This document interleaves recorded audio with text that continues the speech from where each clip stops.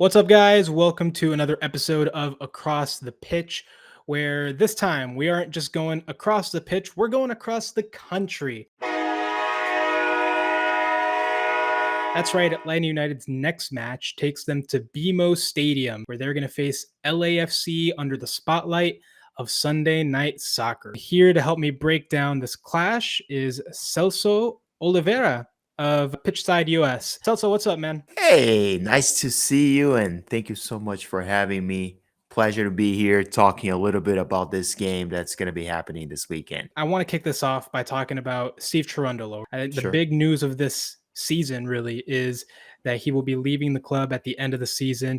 186 games in charge, 3 trophies, and lots of good memories. But just describe his impact at LAFC for me. Yeah, absolutely. I had a piece I just wrote this past week, and then I called him Mr. October. Of course, something I borrowed or stole from baseball because what his signature, I would say, trait has been is getting LAFC ready at the right time, right? Now, we can talk about what the outcomes have been after this, but the reality of the matter is, ever since Steve Cherundolo has arrived at LAFC, the team has been really primed to win around now for the playoffs, coupled with good moves from the front office in John Thornton. John Thornton has given Steve Cherundolo more players to work with during the 2 windows than more than probably any other coach in Major League Soccer, maybe DC United, since they've had such a high rotation. But for a successful team with a successful coach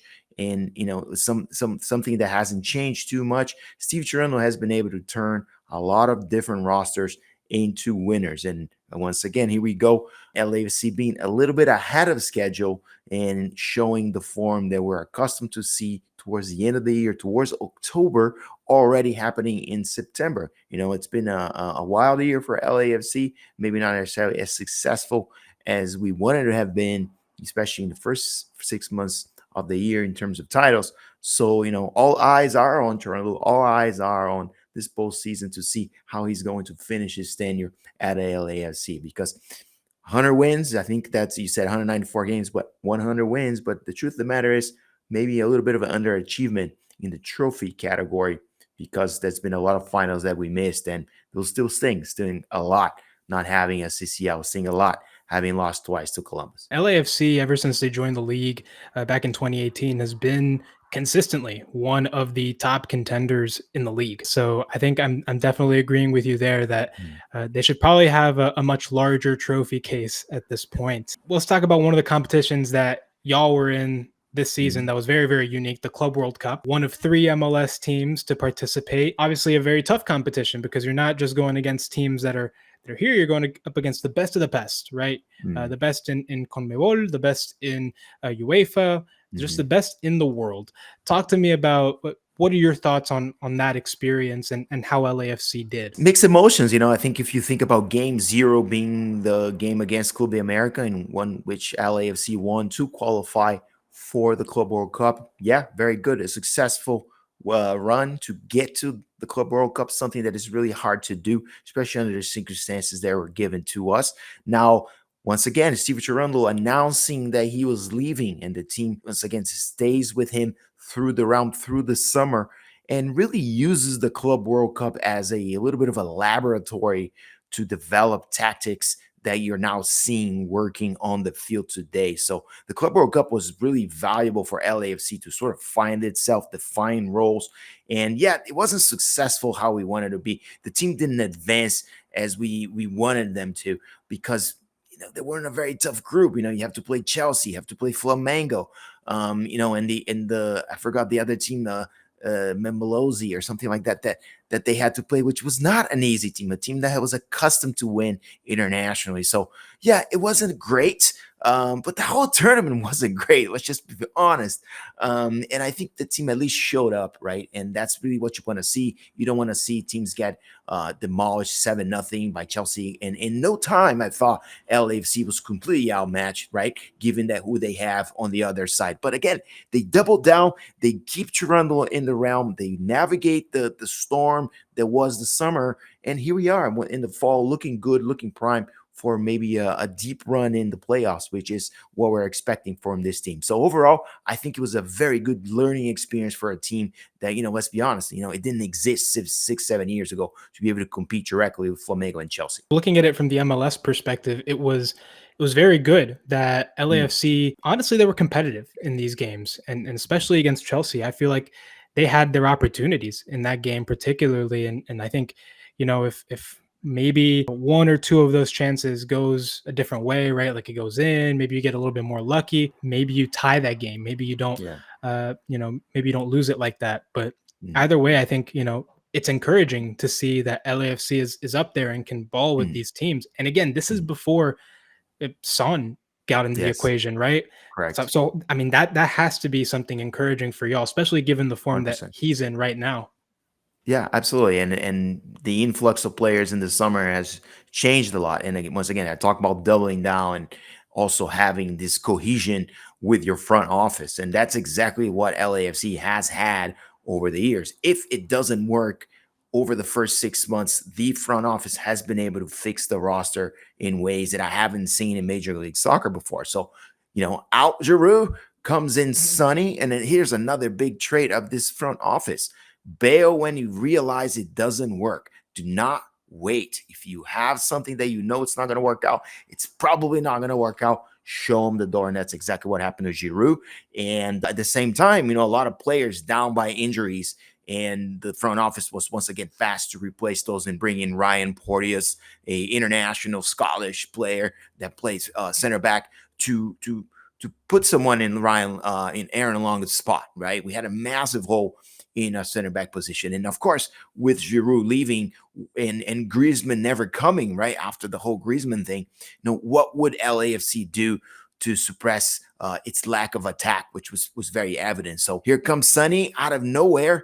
This deal gets done. He's the talk of town. He's everywhere, really conquering LAFC and non-LAFC fans, I think, which is really hard. It's really hard to keep anybody entertained or even paying attention to anything in LA. So the fact that he's been able to do that across other sports is really interesting and really important for MLS in general and for LAFC, of course. Yeah, Sonny is everywhere in LA from what I He's can see. everywhere. He was with the Dodgers, he was with the Chargers The now, I think it Rams, the is. Ram. No, Or yesterday sorry, was the Rams. it was the Rams. That is great just to have that Yeah, kind of icon that is kind of, he's in a iconic. sense, he's turning into like Mr. LA, right?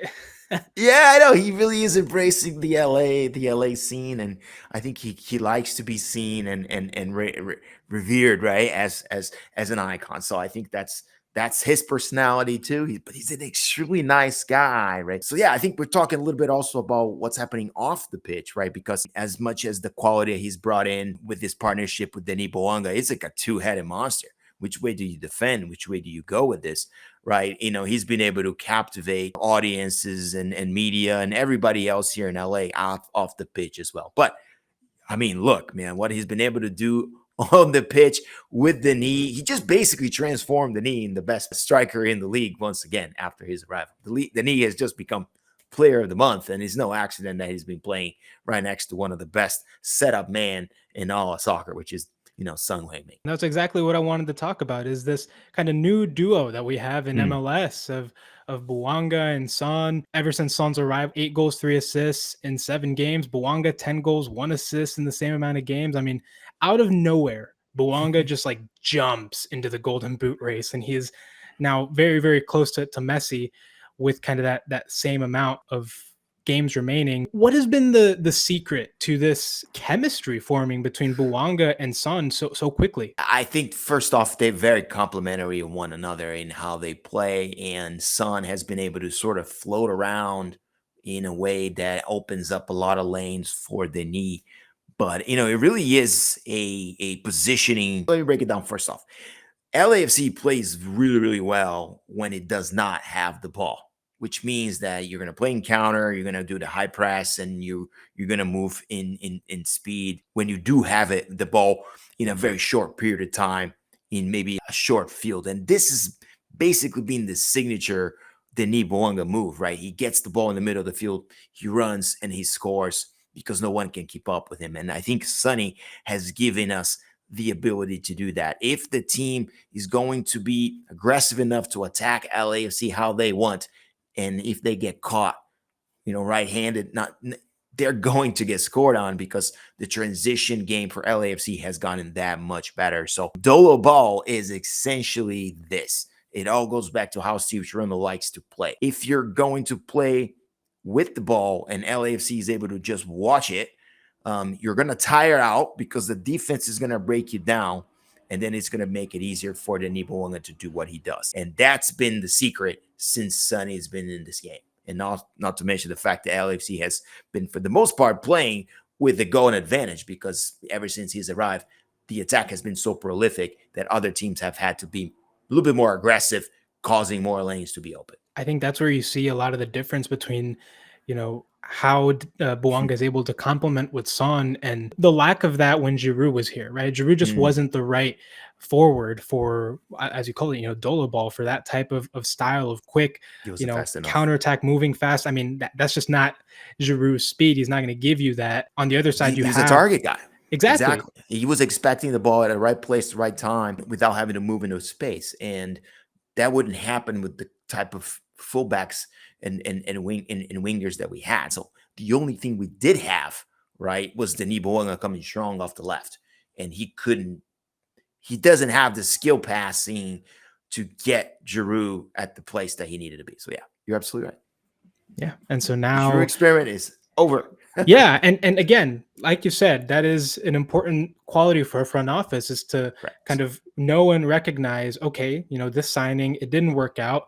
It's best for kind of both parties to kind of call it here and then move forward. And I think that's, first of all, for me, that's one of the reasons that LAFC has been so successful, because they've been able to take those kind of hard decisions. That's one of the differences that I see with Atlanta, for example.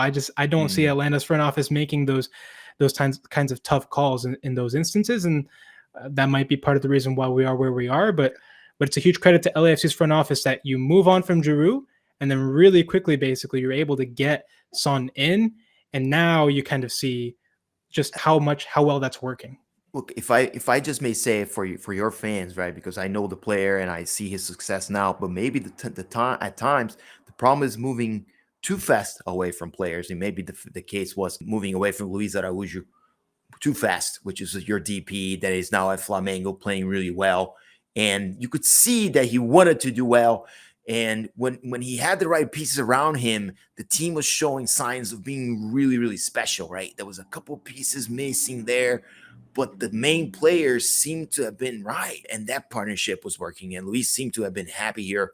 And then suddenly we decided that was not the plan, right? And then Atlanta United shipped him, and I'm sure he was asking to be shipped too.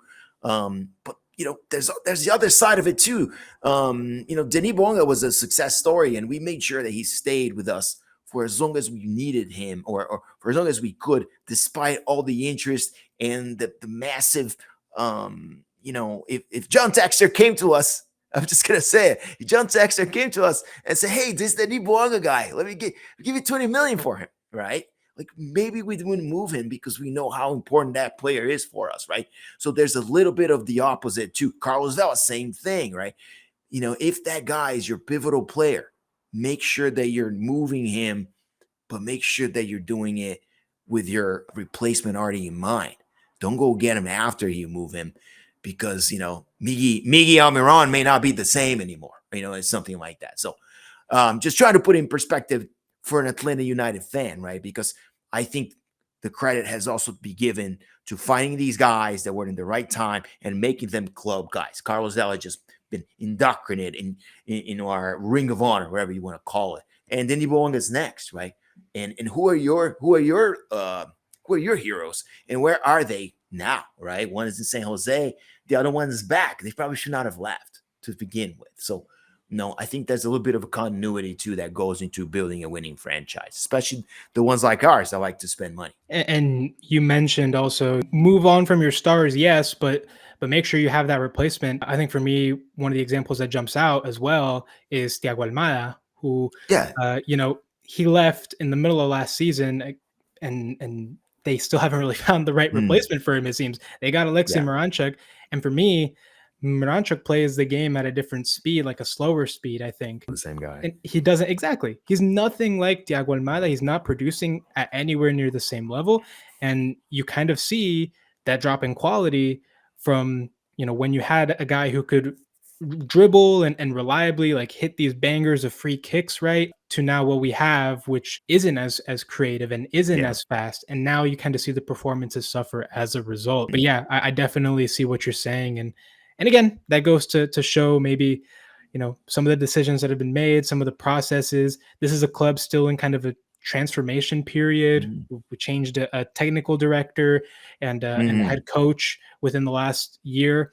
So there's still a lot of stuff going on, but Atlanta now really has only 2026 to look forward to try to kind of fix those mistakes. Yeah, and you spend a lot of money on Lauf and Miggy, and again, Miggy is another very special player for the culture of the club, and I think taking care of these guys is important. You got to make sure that the culture of the club is good. You don't want players going on social media like we had there. Was it Derek Williams went out there and Sean De Silva.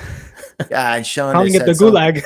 Yeah, so it's you gotta be able to say that playing for Atlanta and playing for LAFC are is what you want, right? It's a location, and I love Atlanta. It's a great city. I mean, no other fan base puts 60,000 people in the stadium every Major League Soccer game. So there's so many right things going on there, right? But at the same time, you want to see the product on the field, and you want to see players that you recognize. And I think that's been LAFC's sort of marketing is really investing 20, 25 million on places, people that are transcendental to not only the soccer pitch, right? That they can actually be recognized outside of their immediate sport. And Carlos Vela, immediate mogul with the Mexican American community here in LA, and now Sonny, the same thing with the Korean American. So you gotta kind of connect the dots a little bit too, right?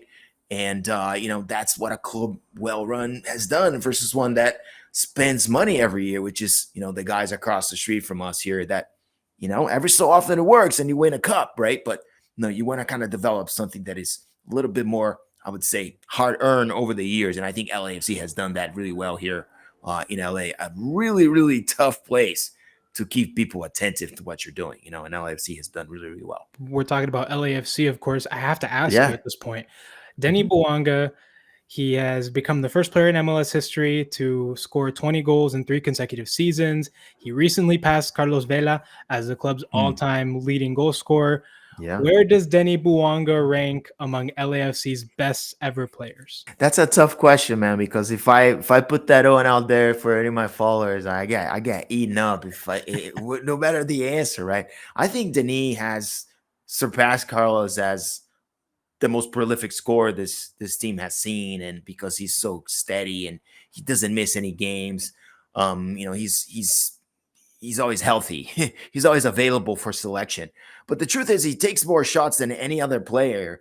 And his shots are good, but he's taking more chances, and that's the reason why he's scoring more as well.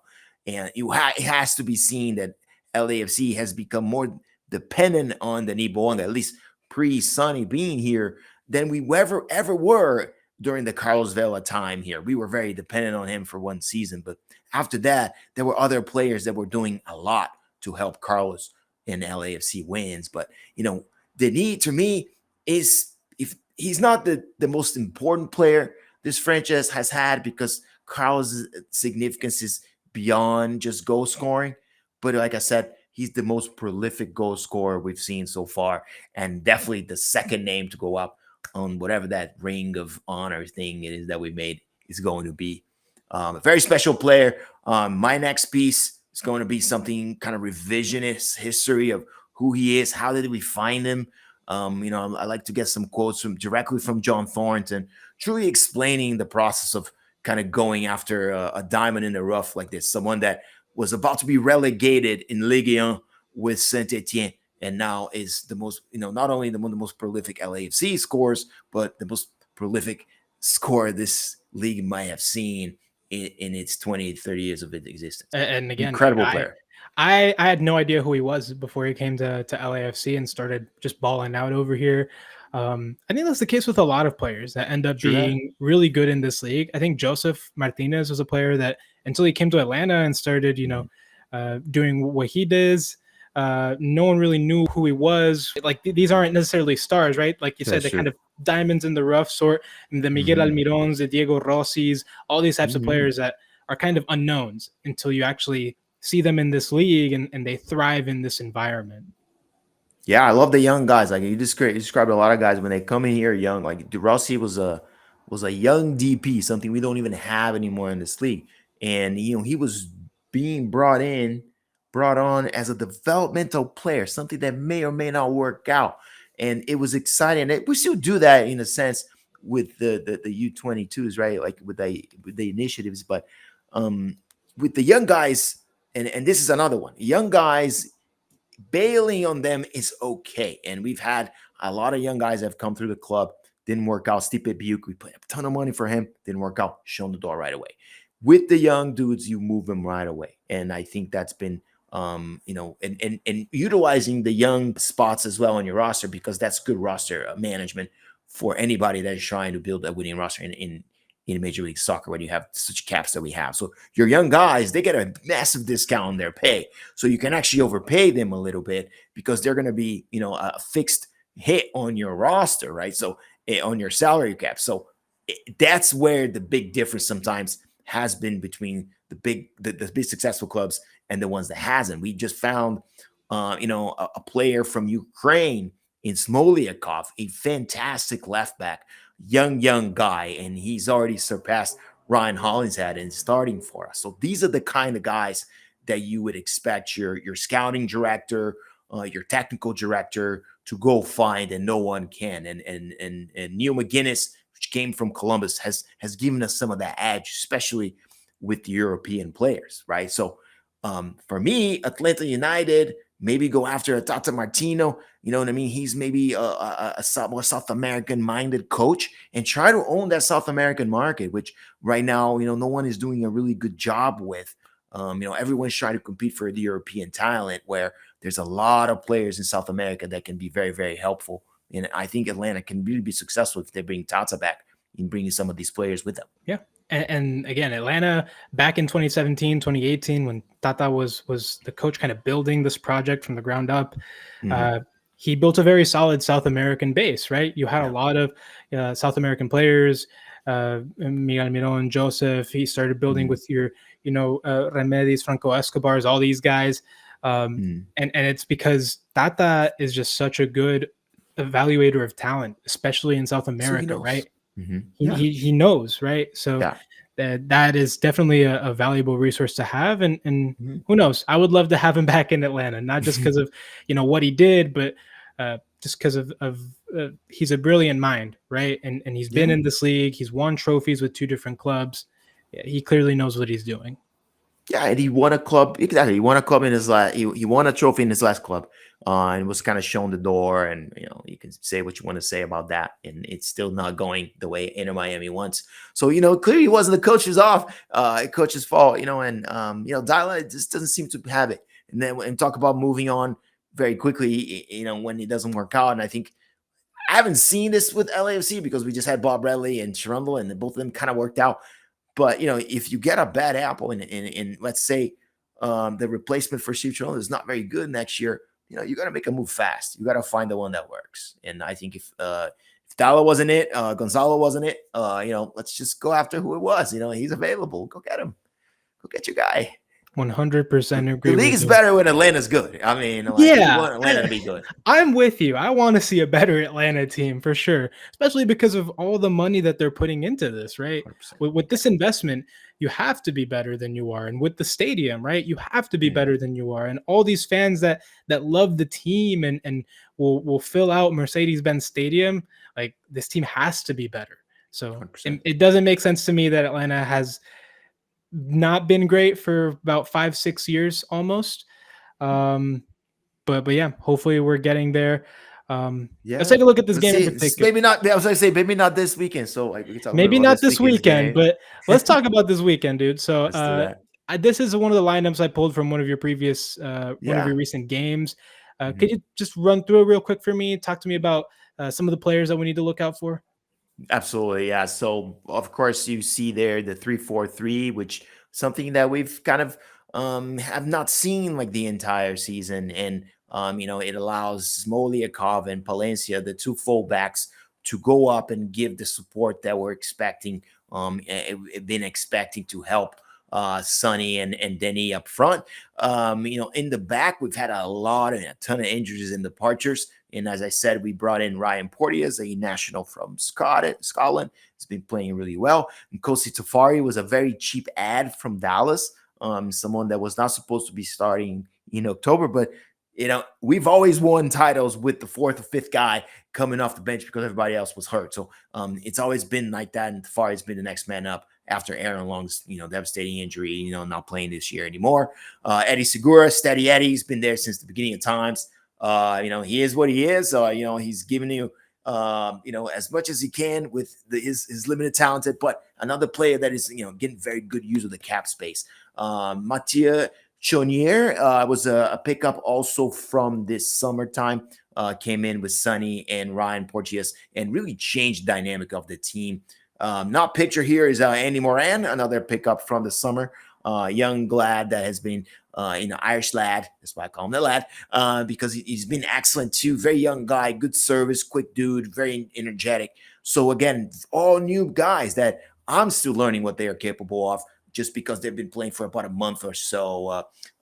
Just to complete David Martinez, I would say the speedy Venezuelan, very, very technical player, still young though, kind of learning his way, but it's been a great compliment to the Denis and Sonny attack. And again, a lot more depth that we've had in a long time with this starting 11. I missed Marquis Delgado. Delgado is an interesting position because he can be the six now with Igor Jesus going down with an ACL. So Marquis Delgado has sort of become the six, but also de facto eight. He's been a great pickup for us.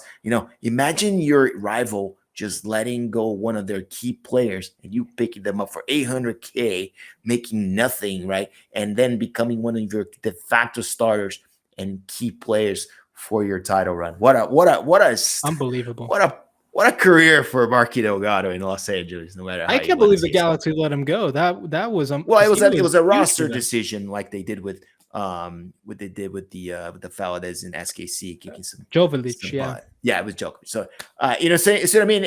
You can call it MLS or you can call it bad management, right? Because they had choices and they decided to make the choice that they did. But yeah, that's your starting 11 for me. Andy Moran might end up starting instead of Junior, but for the most part, that's why I would start this weekend. He's definitely our strongest lineup for sure. Under the lights of BMO Stadium, Sunday night, what do you call it? Sunday night soccer. Soccer, Sorry. yeah. Yes. So you talked about it a little bit earlier, kind of the play style that LAFC has, the dolo Sure. ball, the Mhm. counterattacks, and the speed that really kills a lot of these Yeah. teams. And that is something that Atlanta is definitely susceptible to. But 100%. how can Atlanta United stop this LAFC team, and how can they potentially walk out of BMO Stadium with 3 points? Oh, it's very easy. It's all defined and decided in the first 30 minutes of the game. And this is where LAFC will, I'm gonna say call it parking the bus because first of all, I think it's overused but you would have a very defensive, almost lazy stance from the home team, waiting for Atlanta United, inviting Atlanta United to have the ball, have attacking presence, have volume in order to tire itself and frustrate itself. While I said once again, trying to opening lanes for LAFC on a counter strike. So if Atlanta United can be successful in those first 30 minutes in capitalizing opportunities, just like we saw, for example, earlier this month. Who was it? Came in, scored a banger in the first 20 minutes of the game. Now the team's escaping me, and LAFC was able to actually come back 3-1 and win it. But look, it is the secret sauce. LAFC will never be too dangerous to begin a game. That's not what Dolo Ball is. That doesn't really allow for good counter striking. So I think that's really where the opportunity for Atlanta United to maybe go up 1 goal and then catch LAFC slipping maybe 2-0, and now it's too much of a lead to overcome over 90 minutes with a defensive posture over the rest of the game, because you don't have to attack, so you're not going to be susceptible to a counter strike. Yeah, we'll see. I think it's very optimistic to think that Atlanta United could score in this game. Score twice, Well, it was I think, is a RSL miracle. that did. It was RSL that did that. So RSL's games were really interesting. While LAFC beat them soundly both games, RSL had scoring opportunities in both, and LAFC had to come back from behind, right? So if you have a team that could defend a little bit better, right, you got to win. And every time you have a lead, you know that you could win 60-70% of games, right? So that is the winning formula. Get on the scoreboard first when LAFC is passive and see what happens. After that, I don't know. But, Sonny might still score 3 goals after that, because it's all new to us. But historically, Trundle has struggled to come back from adverse games, especially even at home. All right. Well, that's a good note to have in mind. Speaking about the scoreboard, let's talk about kind of score prediction. How do you think that this game ends?